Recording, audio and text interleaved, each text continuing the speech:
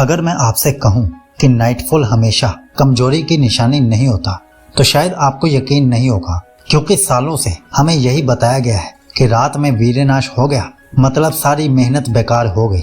और यही सोच हजारों ब्रह्मचारी लोगों को हर मॉर्निंग गिल्ट में धकेल देती है। लेकिन सच्चाई इतनी आसान भी नहीं है और इतनी डरावनी भी नहीं है। असल सवाल ये नहीं है कि नाइटफॉल हुआ या नहीं, असल सवाल ये है नाइटफॉल क्यों हुआ। क्योंकि हर नाइटफॉल का रीजन एक जैसा नहीं होता। कभी शरीर सिर्फ एक्स्ट्रा सीमन को बाहर निकालता है, तो कभी हमारा माइंड दिन भर की इमेजेस, फैंटेसी या अनकंट्रोल्ड थॉट्स को रात में प्रोसेस कर रहा होता है। यही वजह है कि कुछ लोगों को 90 दिन के ब्रह्मचर्य में भी नाइटफॉल हो जाता है और कुछ लोगों को 20 दिन तक बिल्कुल नहीं होता। तो इस वीडियो में मैं आपको सिर्फ नाइटफॉल रोकने की ट्रिक्स नहीं बताऊंगा, बल्कि वो 7 प्रैक्टिकल रीजंस और सॉल्यूशंस बताऊंगा जिन्हें समझने के बाद आप नाइटफॉल से डरना नहीं बल्कि उसे समझना शुरू कर देंगे। और हो सकता है आज के बाद मॉर्निंग में उठते ही गिल्ट महसूस करना हमेशा के लिए आपका बंद हो जाए। तो सबसे पहले एक बहुत बड़ी गलतफहमी दूर कर लेते हैं। बहुत से लोग सोचते हैं कि अगर नाइटफॉल हो गया तो उनका पूरा ब्रह्मचर्य खत्म हो गया। लेकिन क्या सच में ऐसा होता है? जरा सोचिए, अगर आपका शरीर हर छोटी सी गलती पर महीनों की मेहनत मिटा देता तो इंसान कभी हेल्दी ही नहीं रह पाता। असल में हमारा शरीर एक इंटेलिजेंट सिस्टम है। वो हर दिन रिपेयर करता है, हार्मोन्स बैलेंस करता है, नई सेल्स को बनाता है और जो चीजें जरूरी नहीं होती उन्हें बाहर भी निकालता है। यही कारण है कि कभी कभी नाइटफॉल सिर्फ एक नेचुरल बायोलॉजिकल प्रोसेस भी हो सकता है।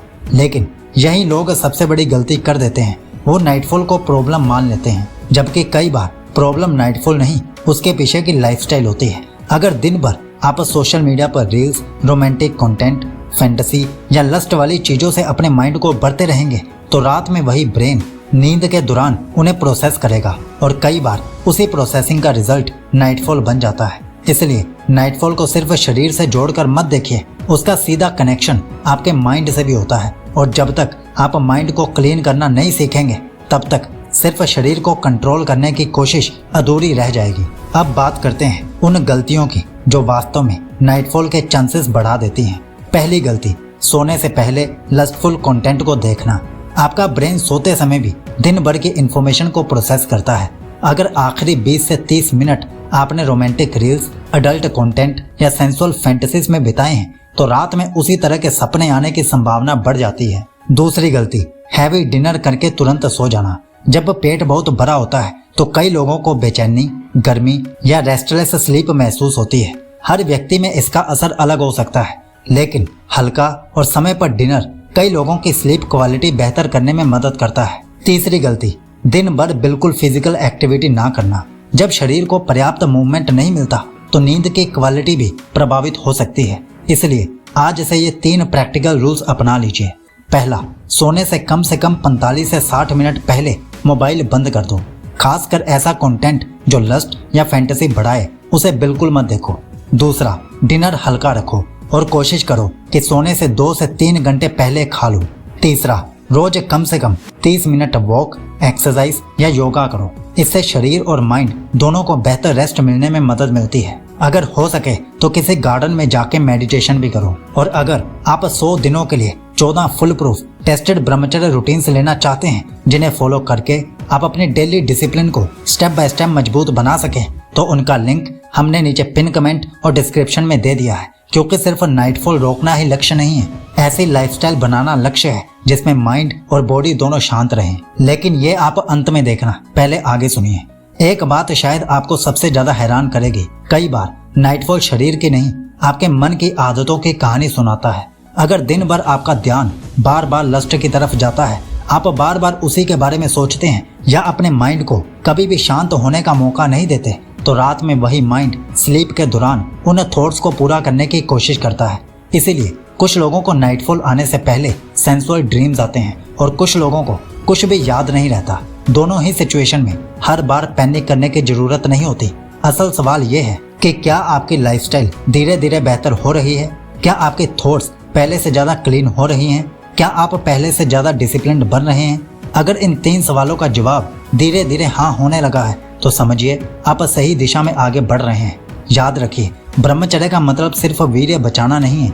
ब्रह्मचर्य का मतलब अपने माइंड को इतना मजबूत बनाना है कि वो हर इच्छा का गुलाम ना रहे। और जिस दिन आपका माइंड शांत होना शुरू हो जाता है उसी दिन से नाइटफॉल का डर भी धीरे धीरे कम होने लगता है, क्योंकि परिवर्तन डर से नहीं समय से आता है। अब मैं आपको एक ऐसी बात बताना चाहता हूँ जो शायद किसी ने आज तक आपको नहीं बताई। नाइटफॉल से ज्यादा नुकसान नाइटफॉल के बाद आने वाले गिल्ट से होता है, क्योंकि जैसे ही सुबह आपकी आंख खुलती है आपका दिमाग कहता है सब खत्म हो गया, अब फिर से डे 1 से शुरू करना पड़ेगा, मैं कभी सफल नहीं हो पाऊंगा। और यहीं से लोग ब्रह्मचर्य नहीं अपने कॉन्फिडेंस को खोना शुरू कर देते हैं। लेकिन एक मैच्योर ब्रह्मचारी नाइटफॉल के बाद पैनिक नहीं करता। वह पहले खुद से पूछता है कल मैंने क्या किया था जिससे ऐसा हो सकता है। यही सवाल उसे हर बार थोड़ा बेहतर बना देता है।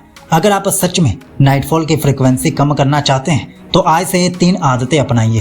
पहली, सोने से पहले 10 मिनट गहरी सांसों के साथ मेडिटेशन कीजिए। शांत माइंड अक्सर शांत नींद की ओर ले जाता है। दूसरी, पूरे दिन अपने माइंड को पर्पसफुल रखें। खाली दिमाग में फैंटेसी जल्दी जगह बना सकती है, जबकि व्यस्त और मीनिंगफुल दिन कई लोगों के लिए मददगार साबित होता है। तीसरी, अगर कभी नाइटफॉल हो भी जाए तो अगले दिन खुद को पनिश मत कीजिए, नॉर्मल रूटीन पर वापस आइए। एक्सरसाइज कीजिए, मेडिटेशन कीजिए और अपनी जर्नी जारी रखिए, क्योंकि ब्रह्मचर्य की असली ताकत कभी ना गिरने में नहीं बल्कि हर बार समझदारी के साथ फिर से उठ खड़े होने में है। तो आखिर में मैं आपसे सिर्फ एक बात कहना चाहता हूँ, अगर आपकी जर्नी में 1-2 बार नाइटफॉल हो गया तो इसका मतलब ये नहीं कि आप ब्रह्मचर्य के लायक नहीं हैं, बल्कि इसका मतलब सिर्फ इतना है कि आपका शरीर और आपका माइंड अभी सीखने की प्रोसेस में है। याद रखिए, परफेक्शन नहीं कंसिस्टेंसी जीतती है। एक पेड़ एक रात में बड़ा नहीं होता, लेकिन अगर उसे रोज सही धूप, सही पानी और सही देखभाल मिलती रहे तो एक दिन वही पेड़ सबसे मजबूत बन जाता है। बिल्कुल उसी तरह ब्रह्मचर्य भी एक लाइफस्टाइल है, कोई 30 दिन का चैलेंज नहीं। इसलिए अगली बार अगर नाइटफॉल हो भी जाए तो खुद को दोष मत दीजिए। उस दिन को अपनी जर्नी का एंड नहीं बल्कि फीडबैक समझिए। देखिए क्या सुधारना है और अगले दिन पहले से ज्यादा स्ट्रांग होकर वापस से शुरू हो जाइए, क्योंकि जिस इंसान ने अपने माइंड को समझना सीख लिया उसे नाइटफॉल कभी हरा नहीं सकता। और हमेशा याद रखिए, ब्रह्मचर्य की असली जीत वीर्य बचाने में नहीं बल्कि ऐसा चरित्र बनाने में है जो हर गिरावट के बाद भी पहले से ज्यादा मजबूती से खड़ा हो जाए। यही एक सच्चे ब्रह्मचारी की पहचान है। तो अंत में मैं आपको फिर से याद दिला दूं कि 100 दिन के लिए 14 ब्रह्मचर्य रूटीन्स का लिंक हमने नीचे पिन कमेंट और डिस्क्रिप्शन में दे दिया है। वहां से आप एक नई यात्रा पर निकल सकते हैं। आपका ब्रह्मचर्य शुभ हो।